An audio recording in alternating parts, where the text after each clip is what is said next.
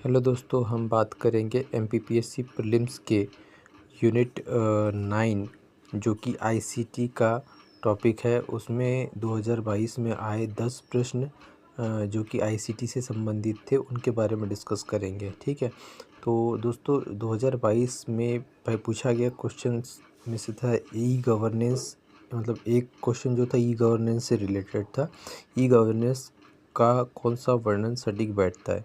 नागरिकों को नियुक्त करना, सक्षम बनाना तथा अधिकार देना, नागरिकों को उचित एवं पक्षपात विहीन निर्णय देना, तकनीकी आधारित शासन की व्यवस्था देना, ई वाणिज्य ई कॉमर्स में लोगों का विश्वास सुनिश्चित। तो दोस्तों ये जो पूछा है ई गवर्नेंस का कौन सा वर्णन सटीक बैठता है, ये पूछा है। तो इसमें हमारा सही आएगा नागरिकों को नियुक्त करना, उनको सक्षम अर्थात कैपेबल बनाना और उनको अधिकार देना। ठीक है, ये तो था ई गवर्नेंस से।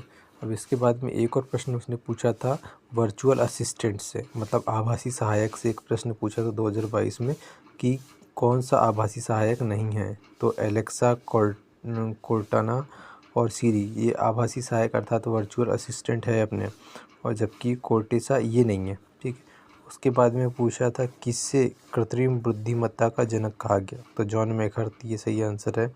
साइबर सुरक्षा से प्रश्न पूछा था कि विशेषता क्या है? अनुपालन, आंतरिक खतरों से प्रतिरक्षा, खतरों की रोकथाम और उपयुक्त सभी। तो ये साइबर सिक्योरिटी के सभी एक कैरेक्टरिस्टिक्स है, अनुपालन, आंतरिक खतरे से प्रतिरक्षा और खतरे से रोकथाम।